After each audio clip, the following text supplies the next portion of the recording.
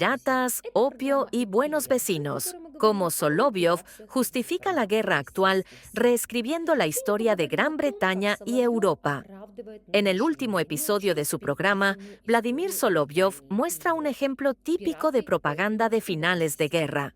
Traslada la responsabilidad de la escalada a Occidente, demoniza a Gran Bretaña y Europa como piratas eternos e intenta presentar al Imperio ruso como el único amable y justo.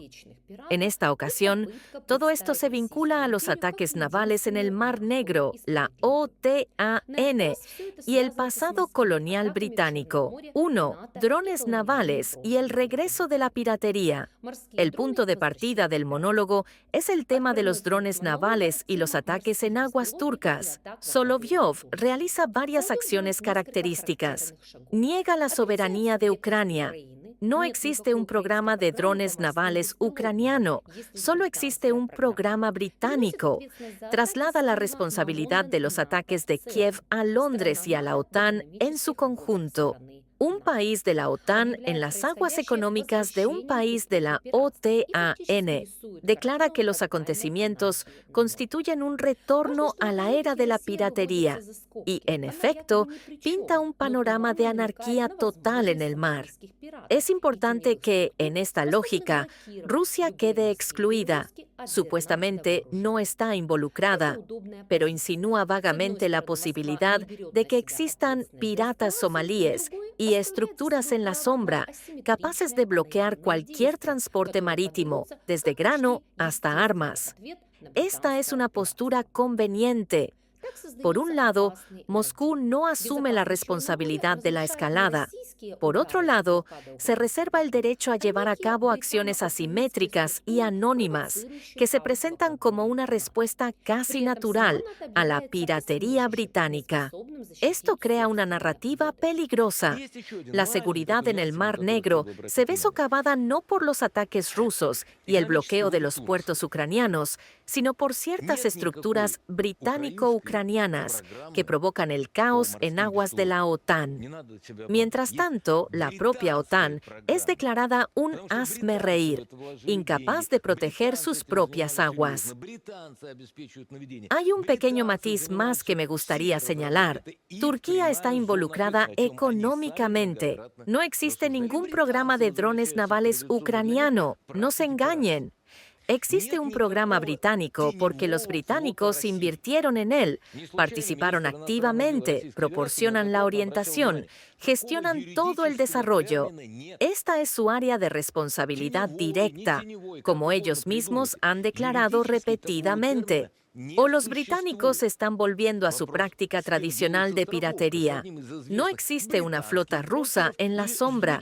No es casualidad que el ministro de Asuntos Exteriores ruso lo haya señalado repetidamente. No existe tal término legal. Sombra, no sombra. Invéntenlo como quieran. Legalmente, tal término no existe. La pregunta es, ¿quién está asegurado? ¿Con una de las reconocidas aseguradoras británicas o con otras compañías de seguros? El mar es completamente transparente.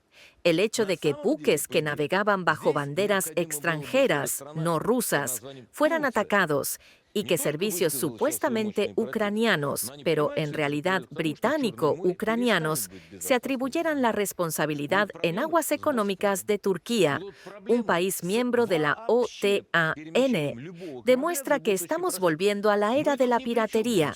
De hecho, en teoría, Turquía no solo tendría que protestar enérgicamente ahora, sino que también entiende que esto provocaría que el Mar Negro dejara de ser una zona segura.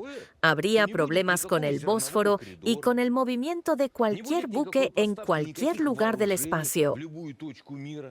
2. Gran Bretaña como pirata perpetua y principal narcotraficante. La siguiente sección es histórica. Solovyov y el invitado se lanzan a una larga diatriba sobre Gran Bretaña. Gran Bretaña es el principal narcotraficante de la historia. Tras iniciar las guerras del opio y enganchar a China al narcotráfico, El poder naval británico surge de la piratería isabelina. El colonialismo se representa a través de la hambruna india y la extracción de miles de millones de libras a costa de muertes masivas. Los elementos fácticos, las guerras del opio, la hambruna de Bengala, no se utilizan para un debate honesto sobre el colonialismo, sino como herramienta de propaganda actual.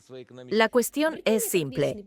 Si Gran Bretaña fue un imperio moralmente monstruoso en el pasado, sus críticas actuales a Rusia y su apoyo a Ucrania quedan automáticamente deslegitimados. De ahí la lógica. Las acciones actuales de Londres en apoyo de Kiev son una continuación de su naturaleza pirata y colonial. Esto elimina la cuestión de si Rusia libra una guerra agresiva contra un país vecino. La atención se centra en los lejanos pecados históricos del antiguo imperio. 3. Europa con rabia y pseudopsicología geopolítica.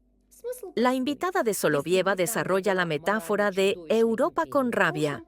Se describe a Europa como un organismo enfermo con un desenlace fatal al 100%. La fotofobia y la hidrofobia de los libros de texto de medicina se transforman en la imagen del miedo a la luz propio de Rusia. A esto se suma la idea de la envidia. Los antiguos imperios, Gran Bretaña e EU, supuestamente no pueden aceptar que Rusia no se haya desmoronado y conserve su estatus. Emerge una imagen primitiva, pero emocionalmente poderosa.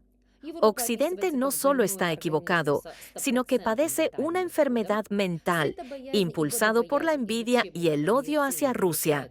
Este enfoque es conveniente porque libera a la parte rusa de la necesidad de discutir los argumentos racionales de Europa.